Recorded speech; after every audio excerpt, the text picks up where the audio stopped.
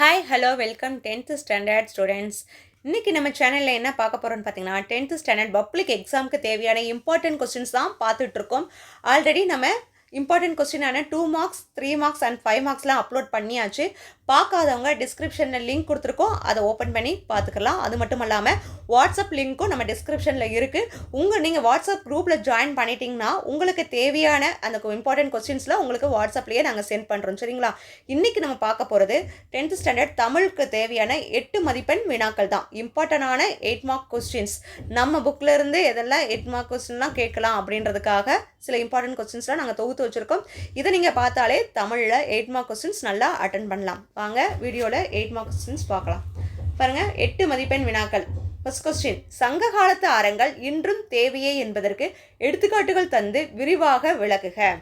Next one, தமிழின் சொல்வளம் பற்றியும் புதிய சொல்லாக்கத்திற்கான தேவை குறித்தும் தமிழ் மன்றத்தில் பேசுவதற்கான உரை குறிப்புகளை எழுதுக.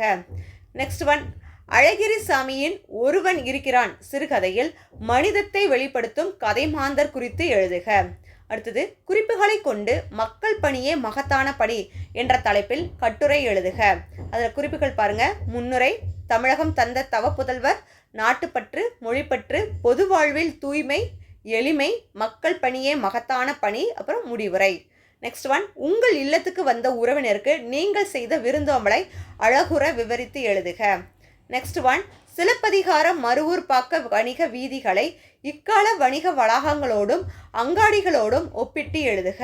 அடுத்தது, கற்கை நன்றே கற்கை நன்றே பிச்சை புகினும் கற்கை நன்றே என்கிறது வெற்றி வேட்கை. மேரியிடமிருந்து பறிக்கப்பட்ட புத்தகம் அச்சிறுமியின் வாழ்க்கையில் கல்வி சுடரை ஏற்றிய கதையை பற்றி உங்களின் கருத்துக்களை விவரிக்கவும். அடுத்தது, புயலிலே ஒரு தோணி கதைப்பகுதியில் இடம்பெறும் கடற்பயண நிகழ்வுகளை விவரித்து எழுதுக. இந்த கொஸ்டின் இம்பார்ட்டன்ட், நிறைய எக்ஸாமில் கேட்டிருக்காங்க. ஸோ முக்கியமாக இதை படிச்சுக்கோங்க. அடுத்தது பாருங்கள், உங்கள் பகுதியில் நடைபெற்ற அரசு பொருட்காட்சிக்கு சென்று வந்த நிகழ்வை கட்டுரையாக்குக. குறிப்புகள் பாருங்கள்: முன்னுரை, அரசு பொருட்காட்சி அமைவிடம், பல்வித அரங்குகள், நடைபெற்ற நிகழ்ச்சிகள், அடைந்த உணர்வுகளும் நன்மைகளும், அப்புறம் முடிவுரை. அடுத்து பாருங்கள், 10th கொஸ்டின், குறிப்புகளை கொண்டு கட்டுரை ஒன்று எழுதுக. முன்னுரை, கொரோனா பெருந்தொற்று தடுப்பு நடவடிக்கைகள், விழிப்புணர்வு செயல்பாடுகள், நமது கடமைகள், அப்புறம் முடிவுரை. அடுத்தது பாருங்க, ஒரு குழந்தையை தூக்கவும் கீழே விழுந்த ஒரு தேநீர் கோப்பையை எடுக்கவும் மென்பொருள் அக்கறை கொள்ளுமா, வெறும் வணிகத்துடன் நின்று விடுமா? இக்கருத்துக்களை ஒட்டி செயற்கை நுண்ணறிவின் எதிர்கால வெளிப்பாடுகள் என்ற தலைப்பில் விவரித்து எழுதுக. அடுத்தது, எவரேனும் ஓர் அறிஞர், சான்றோர், புகழ்பெற்ற சாதனையாளர் வாழ்வில் நடந்த நிகழ்வுகளில் ஒன்றை அவரே சொல்வதை போன்று தன் வரலாறாக மாற்றி எழுதுக. அடுத்தது, அழகிரி சாமியின் ஒருவன் இருக்கிறான் சிறுகதையில் மனிதத்தை வெளிப்படுத்தும் கதை மாந்தர் குறித்து எழுதுக. அடுத்த கேள்வி, ராமானுசர் நாடகம் வெளிப்படுத்தும் மனித நேயத்தினை சுவைப்பட விளக்கி எழுதுக. அடுத்து பாருங்க, பள்ளி ஆண்டு விழா மலருக்காக நீங்கள் நூலகத்தில் படித்த கதை, கட்டுரை, சிறுகதை, கவிதை நூலுக்கான மதிப்புரை எழுதுக. அதுக்கான குறிப்பு பாருங்க: நூலின் தலைப்பு, நூலின் மைய பொருள், மொழிநடை வெளிப்படுத்தும் கருத்து, நூலின் நயம், நூல் கட்டமைப்பு, சிறப்பு கூறு, நூல் ஆசிரியர், இதெல்லாம் இடம்பெற மாதிரி எழுதணும். அடுத்து பாருங்க, விருந்தினர் பேணுதல், பசித்தவருக்கு உணவியல் போன்ற தமிழர் பண்பாடு, இன்றைய சூழலில் உங்கள் இல்லத்திற்கு வந்த உறவினருக்கு நீங்கள் செய்த விருந்தோம்பலையும் பசித்து வந்த ஒருவருக்கு நீங்கள் உணவிட்ட செயலையும் அழகுற விவரிக்கவும். அடுத்தது, நாட்டு விழாக்கள், விடுதலை போராட்ட வரலாறு, நாட்டு முன்னேற்றத்தில் மாணவர் பங்கு, குறிப்புகளை கொண்டு ஒரு பக்க அளவில் மாணவ பருவமும் நாட்டுப்பற்றும் என்ற தலைப்பில் மேடை உரை எழுதுக. அடுத்த கேள்வி, பாய்ச்சல் சிறுகதையில் அழகு தன்னை மறந்து ஆடியதை போன்று உங்கள் தெருக்களில் நீங்கள் கண்டு மகிழ்ந்த பகல் வேட கலைஞரை குறித்து அழகுற விளக்கி எழுதுக. அடுத்தது, மனித நேயமிக்க ஆளுமை ஒருவருக்கு குறிப்புகளை பயன்படுத்தி நினைவிதழ் ஒன்று உருவாக்குக. குறிப்புகள் பாருங்க: முன்னுரை, என் இளமை பருவம், விடுதலை போராட்டத்தில் நான், பொது நலமே தன்னலம், எளிமையே அறம், நாட்டின் முன்னேற்றமே நோக்கம், எளியோரின் அன்பே சொத்து, அப்புறம் முடிவுரை. அடுத்த கேள்வி, குறிப்புகளை பயன்படுத்தி கட்டுரை ஒன்று தருக.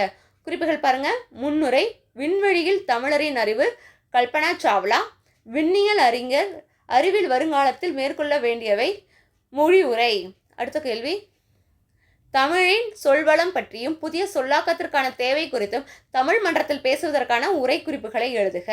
அடுத்து அன்னமையா அன்னமையா என்னும் பெயருக்கும் அவரின் செயலுக்கும் உள்ள பொருத்தப்பாட்டினை கோவல்லபுரத்து மக்கள் கதை பகுதி கொண்டு விவரிக்க. அடுத்து குறிப்புகளை பயன்படுத்தி கட்டுரை எழுதுக. குறிப்புகள்: முன்னுரை, உழவு தொழில், உழவர், உழவு தொழிலின் இன்றியமையாமை, உழவர்களை மதித்தல், உணவினை வீணாக்காமல் உண்ணுதல், அப்புறம் முடிவுரை. அடுத்த கேள்வி பாருங்க. குறிப்புகளை கொண்டு கட்டுரை எழுதி தலைப்பிடுக. என்னென்ன குறிப்புகள்? முன்னுரை: சாலை பாதுகாப்பு, உயிர் பாதுகாப்பு, சாலை விதிகள், ஊர்தி ஓட்டுநருக்கான நெறிகள், விபத்தினை தவிர்ப்போம், விழிப்புணர்வு தருவோம், அப்புறம் முடிவுரை. இந்த குறிப்புகளை பயன்படுத்தி ஒரு கட்டுரை எழுதணும். சரிங்களா? இப்போ இந்த 24 கொஸ்டினுமே உங்களோட லெசன்ஸில் இருக்கக்கூடிய இம்பார்ட்டண்டான 8 மார்க் கொஸ்டின்ஸ் தான். இந்த கொஸ்டின்ஸை நீங்கள் நல்லா பார்த்துட்டு போனாலேவும் நீங்கள் தமிழில் 8 மார்க்ஸில் நல்ல மார்க்ஸ் ஸ்கோர் பண்ணலாம். Okay students? ஓகே, நம்ம 10th ஸ்டாண்டர்ட் பப்ளிக் எக்ஸாமுக்கு தேவையான தமிழ் சப்ஜெக்டில் இருக்கக்கூடிய இம்பார்ட்டண்டான 2 marks, 3 marks, 5 marks and 8 marks எல்லா கொஸ்டின்ஸுமே நம்ம அப்லோட் பண்ணியாச்சு. பார்க்காதவங்க டிஸ்கிரிப்ஷனில் லிங்க் கொடுத்துருக்கோம், அதை செக் பண்ணிக்கோங்க. வாட்ஸ்அப் குரூப்பில் ஜாயின் பண்ணாதவங்க ஜாயின் பண்ணிக்கோங்க.